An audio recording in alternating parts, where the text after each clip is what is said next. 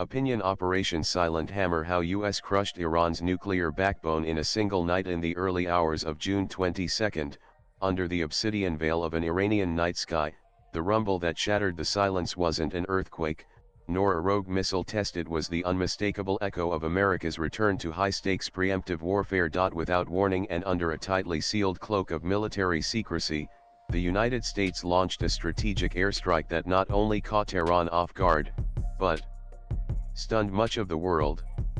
In less than an hour, three of Iran's most fortified nuclear facilities, Fordow, Natanz, and Isfahan, were either reduced to rubble or rendered inoperable by a mix of stealth bombers, submarine-launched cruise missiles, and the world's most powerful non-nuclear penetrating bomb. Fordow, buried deep beneath the mountains near Qom, and once considered immune to conventional air power, was directly targeted by the GBU-57 massive ordnance penetrator, a 30,000-pound behemoth that had never before been used in combat.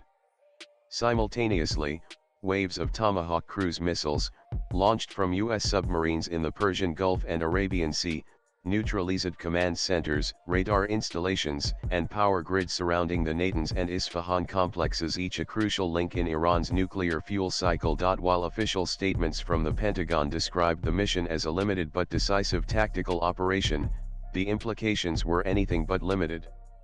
For the first time since the covert cyber campaign known as Stuxnet over a decade ago, the U.S. had physically and unambiguously intervened in Iran's nuclear progression with destructive force, and without any publicly declared congressional authorization. What's even more astonishing than the speed and precision of the strike was its message that no matter how deeply a nation buries its ambitions in concrete, in diplomacy, or in delay, Washington retains the will and the means to dig them out. This wasn't a war declaration. It was a surgical dismemberment of a decades-old nuclear program televised in the aftermath, though invisible in execution. Yet beneath the surface of this operation lies an intricate web of regional politics, clandestine intelligence sharing, and silent betrayals. Reports are now emerging of quiet coordination with Gulf allies, and even whispers of Pakistan's passive support through signal intelligence relays and access corridors, moves that, if confirmed, would shatter Islamabad's fragile ties with Tehran and redraw power dynamics across South Asia. The attack wasn't merely about bombs and bunkers. It was a geopolitical thunderclap, a cold, calculated, and precisely engineered shock meant to neutralize not just infrastructure, but intent. And as the dust settles over Iran's shattered centrifuges and scorched tunnels, one question looms larger than the destruction itself. Was this the end of Iran's nuclear ambition, or just the beginning of a darker, more dangerous chapter? Attacks occurred in the early hours of June 22, 2025, IRST June 21, 7 p.m. Eastern Time, time to minimize civilian exposure and take advantage of night vision and stealth capabilities. Nanan: three key facilities were struck: Fordow, Natanz, and Isfahan. Selection was based on their roles in uranium enrichment critical within Iran's nuclear infrastructure. Nanan: the goal: obliterate Iran's uranium enrichment capability, a critical milestone toward nuclear weapons.